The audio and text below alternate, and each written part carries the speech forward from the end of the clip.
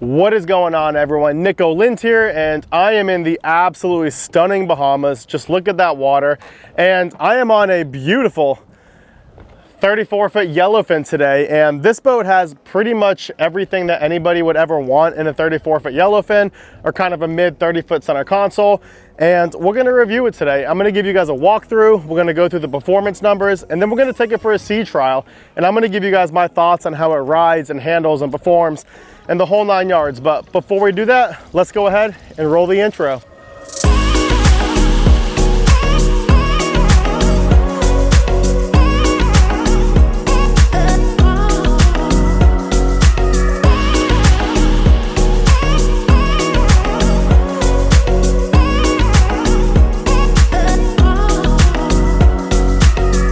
Really quick before we get into the walkthrough, I do want to say that this boat is a good friend of mine's boat, and as many of you guys know, I'm a yacht broker for my full-time profession. I work with HMY Yacht Sales, and this boat is actually my newest listing, and so this boat is available. So if anybody is watching this video who is in the market for a 34-foot Yellowfin or kind of a mid 30-foot center console that is turnkey and ready to go do Bahamas trips the day you close, please reach out to me. I'll put my contact information at the bottom of the screen and also down in the description. Or if you just want any boat similar to this, I can go find boats for pretty much anyone. And while I have you here, I do want to remind you guys to please subscribe if you like boats, if you like the Bahamas, if you like any of the content that I post, because much of it is in this beautiful blue Bahamian water. Liking the video helps. Comment what you guys want to see below. Let's go ahead and get on into the walkthrough. All right, so getting into the walkthrough, really quick, I do want to apologize for how my voice sounds right now. I'm feeling a little bit under the weather, but I still wanted to get out here and make this video for you guys, so that's why I sound how I do. But starting up in the bow, you have a retractable running light, 2 retractable stainless steel cleats, an anchor locker, and then running down both gunnels, you have this tow rail along with rod holders going down each, and a handrail that goes just forward and midship. Forward, you do have a big old forward seating area with storage underneath this entire thing. You have 4 JL speakers up here, 1, 2, and then 3 and 4. And something you are going to notice throughout this walkthrough is this beautiful double stitch diamond upholstery. All the upholstery was done probably about 1.5 years ago by canvas designers in Palm Beach, and who is, in my opinion, probably the gold standard when it comes to anything, you know, soft goods or upholstery related on boats.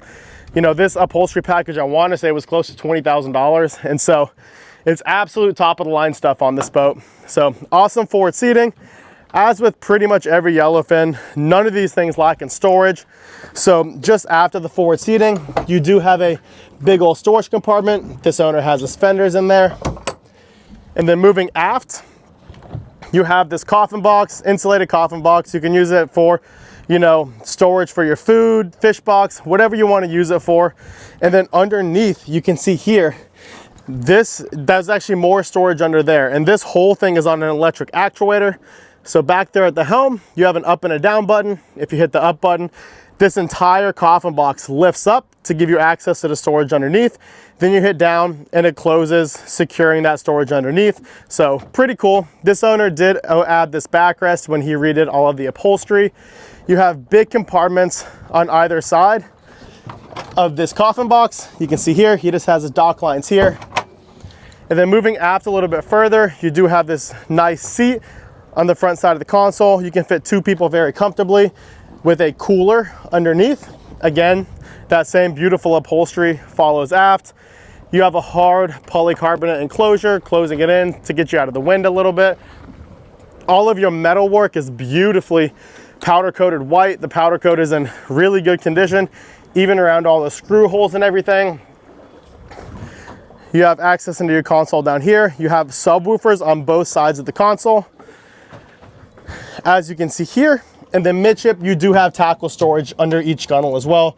This owner has some fishing weights in there right now. And so moving aft a little bit further, we're gonna get into the console electronics area. And so this boat has twin 7612 Garmin's on it, autopilot. This is just kind of like a multi-function Garmin display. You can just set it to kind of display any of the information and, you know, engine information, depth, that kind of stuff that you wish. has this beautiful breaker panel that has nice, you know, black aluminum push button switches, you know, with lights around it. And that's all done custom. This owner in 2018 went ahead and put in this black panel with the recessed Garmins, the custom switch panel where you have USBs on either side. And so as you can tell, this owner has done a ton to this boat to kind of modernize it and make it, you know, look like a fairly new boat, which, you know, this thing looks nicer than many of the Yellowfins I've seen out there on the water. You know, moving down, you have your Yamaha displays. This is your center fuel tank gauge. You have your, you know, engine start stops, your key, your kill switch, your steering wheel, your trim tabs, your bow thruster, your throttles, and then a nice little glove box area, you know, to keep phones and chargers and the whole 9 yards. And then so moving aft even further, we have a nice little helm seat, can comfortably sit 2 side by side. Nice armrests. Again, the beautiful Canvas Designers upholstery follows through here. You have a footrest that comes down, so when you're sitting, your feet have a place to rest and they're not just hanging. And then under here, we have a nice little shelf, and if you look way back up in there, that's where your battery switches are. And if you choose to just lean against this while you're driving, you do have a foot chock there where your feet can stay. On either side of this leaning post, you do have tackle storage, and that is mirrored on that side as well. And then moving aft into the cockpit, we have a beautiful aft facing seat with the same beautiful upholstery. Under this seat, we have a live well, which that live well is actually just filled with water right now because the seacock is open. And so when you're up and running, it kind of forces water up into the live wells. You can close that seacock and it'll keep the live wells dry on this boat. But continuing here in the cockpit, if you look under the gunnels, you have this beautiful Yellowfin logo carpet with rod storage over it. And what this does is it basically protects your fiberglass and your reels from hitting each other. So your reels, if it's in this rod storage, is just sitting against a nice carpet material. So it's not banging up against your fiberglass, beating up the fiberglass. And also on the reel side, your reel's not getting beat up, banging into some fiberglass. But under on the port side here, we have a freshwater washdown. On the starboard side, we have a raw water washdown. We have another live well center here. 2 more JL speakers here, might I add. Oh, and I did forget to say, you do have 2 JL speakers above the helm seat right here. And then getting down into the bilge, this is something that Yellowfin actually does really nicely. They put this kind of tray thing right here, so you can use it as storage down here. And then you have access to all of your pumps and whatnot back there. Finally, we have the tower, which you have your 2 aft tower legs here, ladders on both sides so you can get up and down. Nice rod holders all throughout. You have 4 cup holders here. Let's go open the tower and I'll show you guys what's up there really quick. Oh, and something I forgot to hit on real quick is when you're at your helm, up in your electronics box, you do have your VHF and then your Fusion head unit for the big JL audio sound system. And one thing I will attest to is this sound system sounds absolutely awesome. I've been running this boat around for the last 2 days and it sounds phenomenal, but let's get up in the tower. All right, so we're standing up in the tower. You can see how absolutely gorgeous the water is around it. You know, I'm trying not to get distracted here, but you have a nice little electronic suite up here. You have your 2 Garmin GPS antennas. You have a Garmin 7608 screen up here. You have a remote for your sound system, engine start stops, and your station selector, as well as some throttles.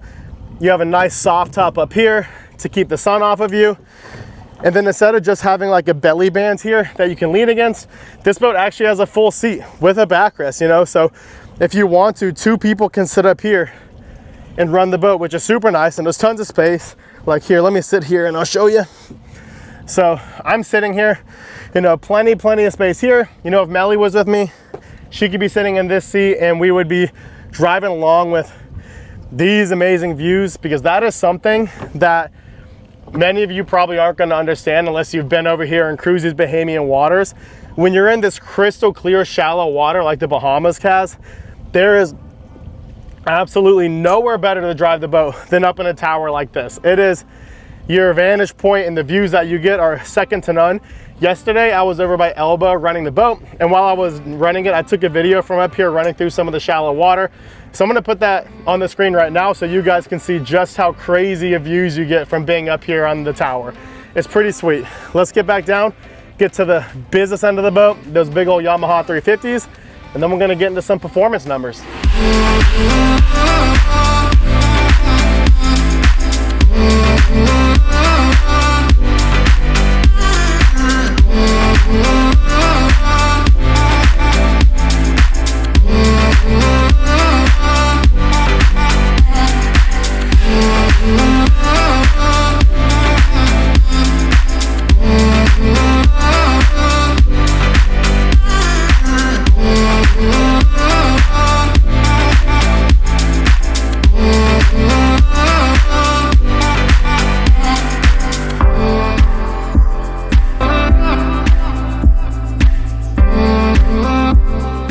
And something to note too that I didn't show you guys when I was up there, you do have 2 cup holders on either side of the tower, so you can have a nice beverage while you're driving from up there.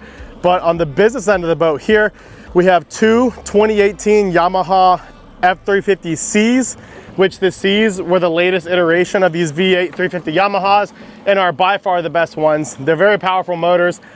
This boat really likes this engine setup, which you guys are about to see when I get into the performance data. It's a nice economical setup. You can cruise 40 plus all day, every day. They're paint matched to the boat, and so just a super awesome engine setup.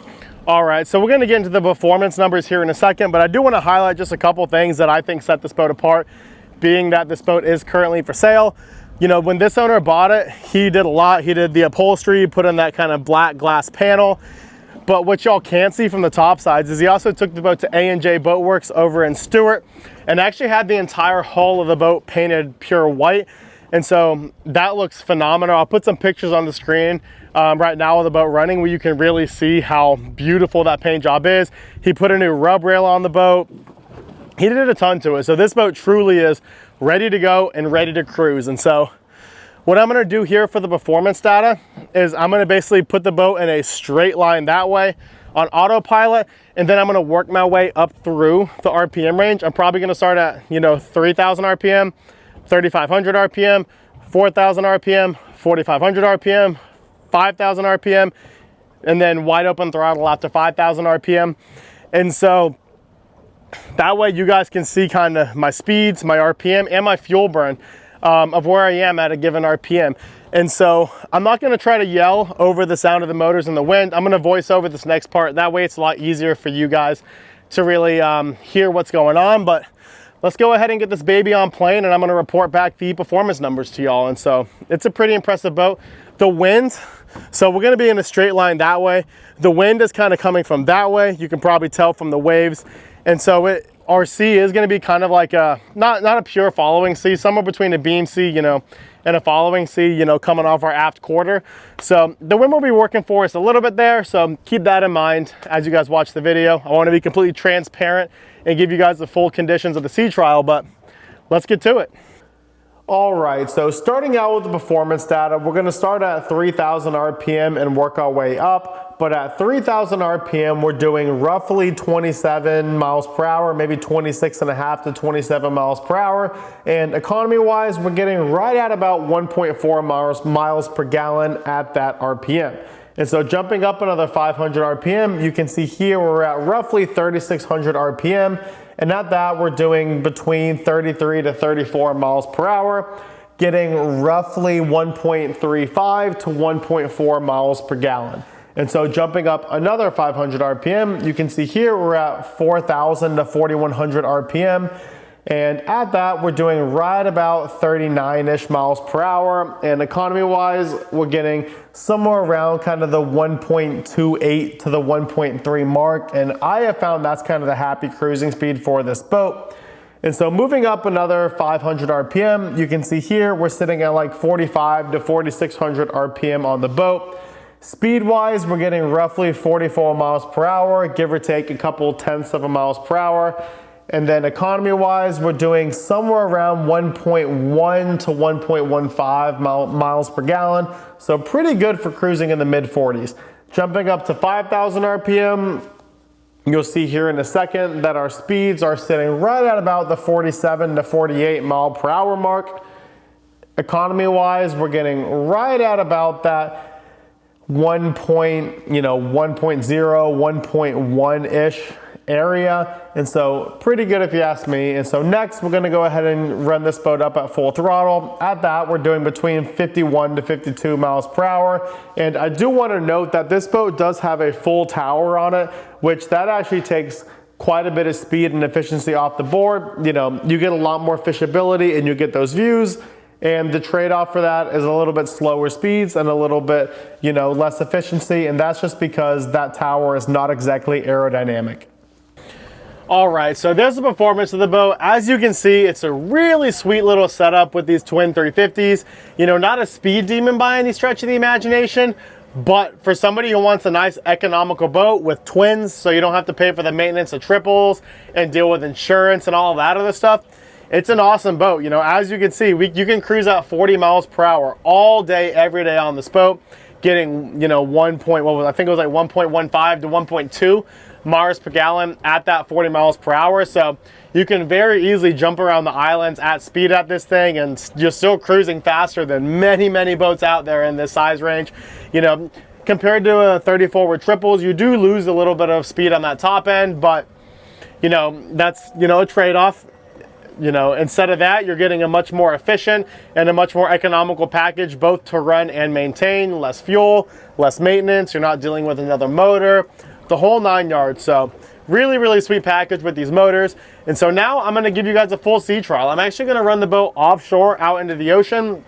You know, it's not terribly rough today. I'm sitting here in the Sea of Abaco, and it's a tiny, tiny chop.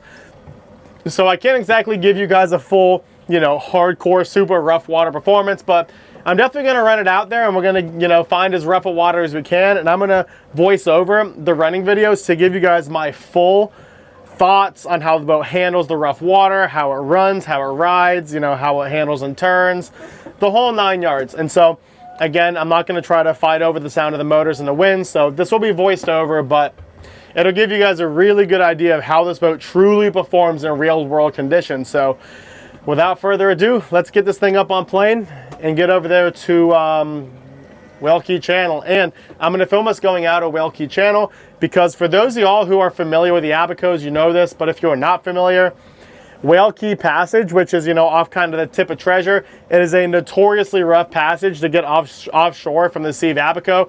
So if there's any type of waves or swell in there today, we're going to take them and we're going to see how this boat handles it. So let's get offshore. So I'm making the run over to the Whale Key Channel to get out offshore here in the Abacos, and I wanted to take this opportunity to explain to you guys what I personally think is the single biggest benefit of a Yellowfin, and that is the coring material used in the hull. And so for a long time, Yellowfin built the hulls cored with Baltic, which is basically a balsa wood.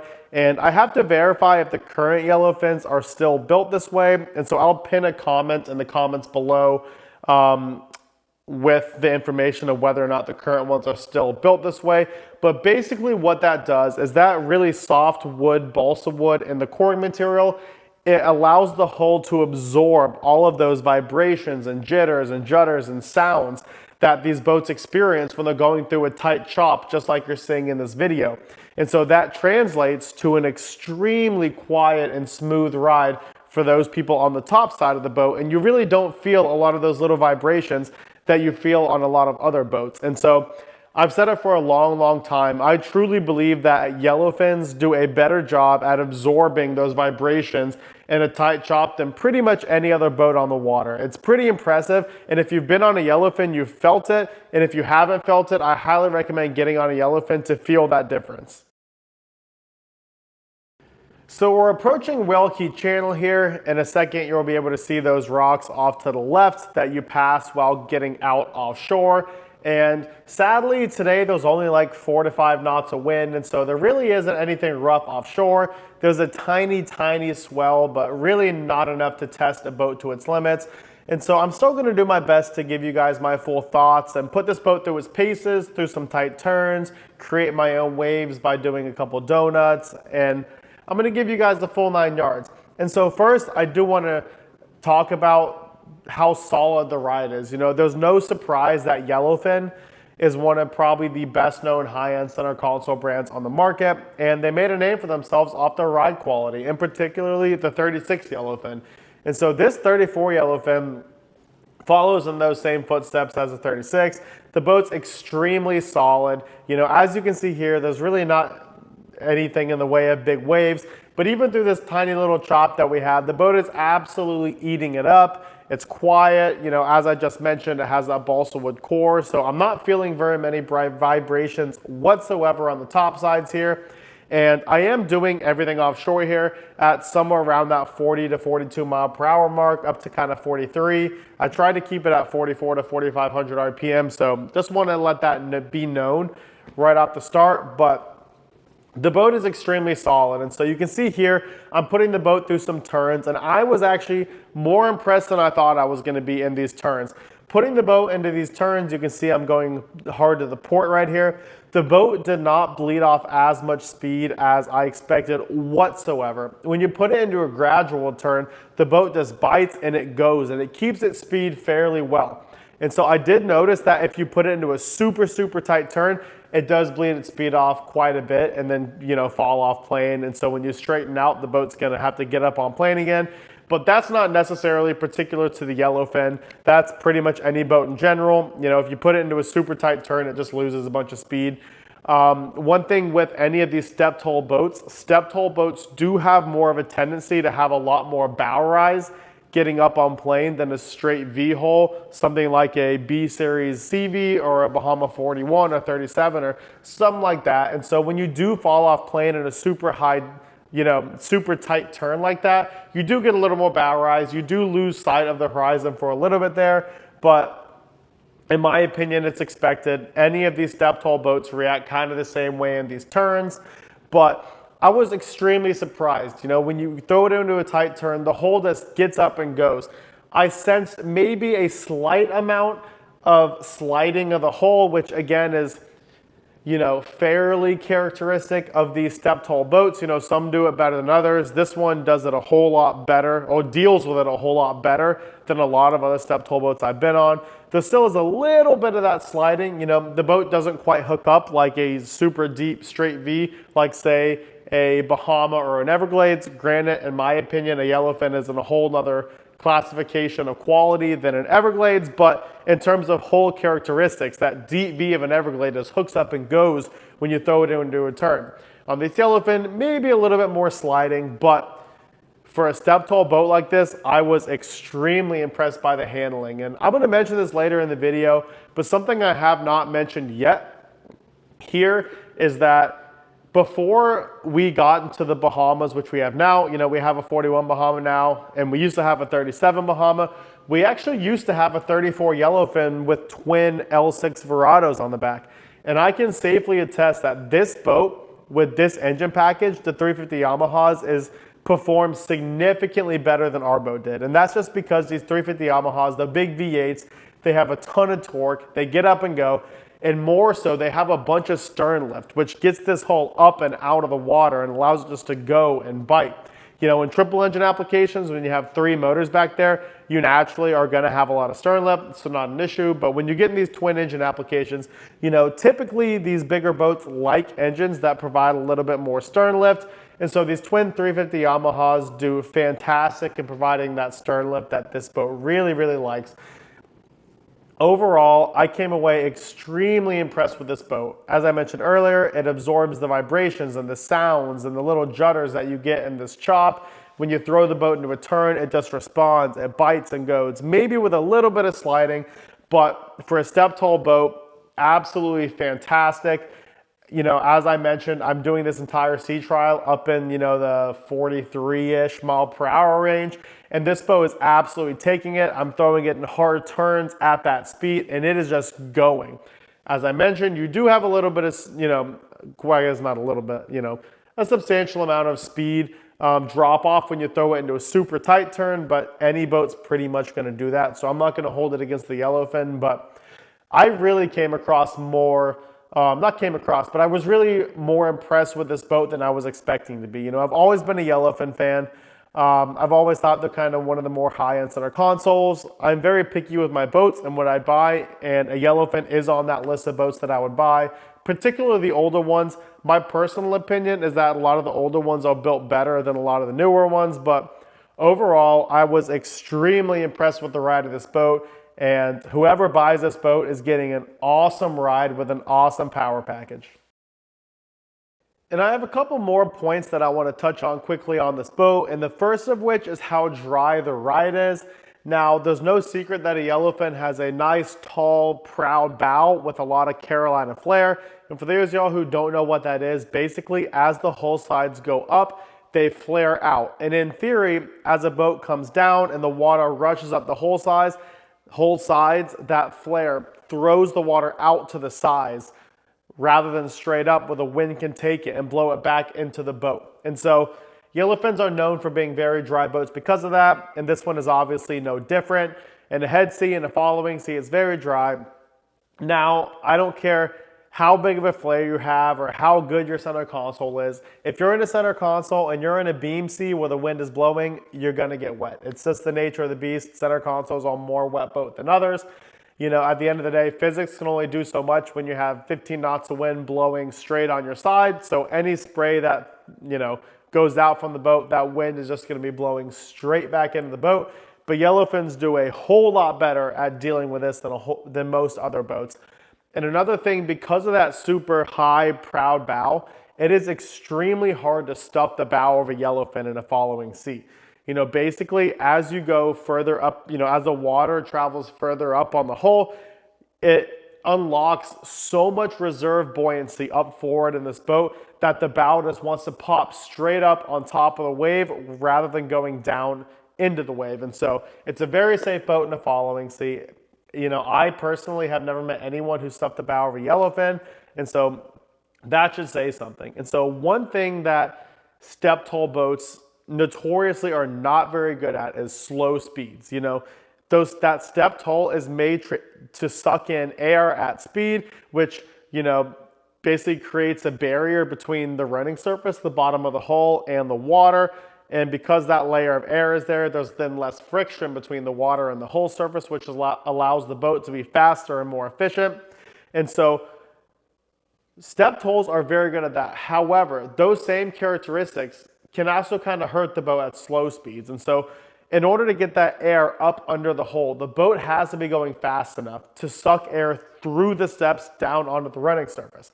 If it's not going fast enough, which depends on the hull design, it's usually somewhere in that 30-ish mile per hour range. Again, depends on the boat, but that's a good generalization. If you're going slower than that, you know, basically that area where there's supposed to be air between the hull and the water can create somewhat of a vacuum, sucking the back of the boat down, making the boat not want to stay on plane, making the bow ride really high. And so generally speaking, step-toll boats don't exactly like slow speed. Like as an example, on my 41 Bahama, I can plane at 16 knots, 17 knots and ride that all day long no matter how rough it is. You know, that's just not going to happen in any of these step-toll boats. It's the nature of the beast. But again, in return, you get a lot more speed and efficiency. Not everyone needs to plane at 17 knots. I don't need to plane at 17 knots. You know, I don't know many people who do. You know, it's nice for high-speed trolling, but it's really not necessary. And so with that being said, as you just saw, I'm able to plane down at like 23 to 24 miles per hour on this boat. And that's at like 3,000 to 3,100 RPM.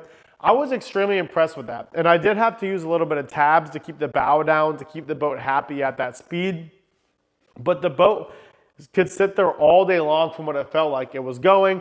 Now, obviously, you know, as I mentioned a second ago, when you put it into a turn, you are going to lose some speed. And when you're down at the 23, 24 mile per hour range, you know, any speed loss, it's going to take the boat off a plane. And so once you turn, you know, you're going to fall off plane. And so once you straighten it back, you're going to have to give it a little bit more throttle to get it back up on plane. And then you can bring the throttles back down to get back to that 23 to 24 mile per hour mark. But it's just the nature of the beast. Most boats are that way. Any of these step-toll boats are going to be that way. And so, you know, if you want a high-speed troll on the boat, as you can see here, I'm sitting at like 17 knots. We're definitely not fully on plane. You can see how high the bow is, but the boat will sit there happily. You know, I completely failed to look at what our economy was at this speed, but it was, I guarantee you, not very good at all. But with that being said, the boat is happily staying at 16 to 17 miles per hour, which is perfect high-speed trolling speed. So the boat will do it. You're not on plane. You're kind of halfway plowing, halfway on plane. But at the end of the day, you're going to be able to get those high-speed trolling speeds. And so overall, this boat is an extremely good trade-off. You know, you can plane down at 23, 24 knots, and when it gets rough, you can sit there and kind of be happy. If you want a high-speed troll, drop it down to 17 knots. You know, you're going to be burning a bunch of fuel doing it, but you can do it if you want to wahoo fish and do all that. And so overall, I was very impressed with the low-speed performance of this boat. All right, so those are my thoughts on the actual performance of this boat in terms of how it handles, how it turns. I tried to put it through as many scenarios as I could with going into a following C, a head C, turn left, turn right, high speed, slow speed, the whole 9 yards. And as you can see, the boat handled it great. I came across extremely impressed. And one thing that I do want to highlight is actually this motor package. What most of you guys do not know, because this was far before I ever started posting all of this stuff to YouTube, is my family, we actually used to have a 34 Yellowfin with twin engines before we got into the Bahamas. You know, the Bahama 41 that we have now. And so that boat, we had twin, what do we have? I think they were 275 Verados on the back. You know, the L6 Verados, the supercharged ones. I can tell you right now, this motor package, significantly better performed significantly better than those Verados did. You know, once we got up and running, the Verados did fine, but those, you know, supercharged L6 motors, they just don't have the torque to really push a heavy load and make it feel sporty. The boat was always kind of a dog. And that is simply not the case with these motors, which should be no surprise. These 350 Yamahas are known for being extremely powerful motors with a ton of torque, and they're made for, you know, one, heavy boat applications, or two, being able to go down in a motor and not lose any performance on boats like this. And so these 350s push the boat significantly better than our twin L6 Verados did back in the day when we had a 34 Yellowfin. And then one last thing I want to touch on, which I talked about it a little during my little voiceover of the performance, but is that slow speed performance. You know, that's not particular to a 34 Yellowfin or Yellowfin in general. You know, across the board, stepped hulls do not like going slow. You know, going slow, a lot of them can tend to kind of create a vacuum up in where the air pocket should be at slow speeds, and it's not until you get fast enough to where the hull is actively sucking in air to create that layer of air between the hull and the water to where these holes really shine. And so no stepped hull boats really like that low speed, you know, the low speed. And so that's not particular to this boat. I thought this boat actually handled it pretty well. You know, I think we were, what are we, like 23, 24 miles per hour, which is realistically, you know, if you're in super rough stuff, if you can't really move at 23, 24 miles per hour, you're probably chugging down at like 12 miles per hour. So that mid-range speed, you know, the 12 through say 20, I don't think is very important. So I came across actually extremely impressed with how slow I was able to get this boat while still maintaining, you know, staying on plane and having control of the boat. So kudos to the 34 Yellowfin. So that's my thoughts on the actual performance and handling and all of that stuff on this boat. All right, so that's pretty much gonna do it for this video. You know, I do wanna remind you guys one last time that this current boat is for sale. My contact information is on the screen again right now and down in the description. Please reach out to me if you're looking for a boat like this or any boat similar. I can go out and find a boat for you guys. And I do wanna also say that I've done a couple of these boat review videos recently, and I'm really enjoying doing them. So if you guys enjoy seeing it, you know, please subscribe, but also comment below what boats you guys wanna see reviewed. You know, working in the boating world, I have access to quite a few boats, and I want to give you guys the reviews that you guys want to see and like. And so I enjoy making these. I think you enjoy watching them, so help me out. Let me know what boats you want to see reviewed. But that's going to do it for this video. I hope you guys enjoyed it. Subscribe to the channel, like the video, comment what you want to see, and I'll see you guys in the next video.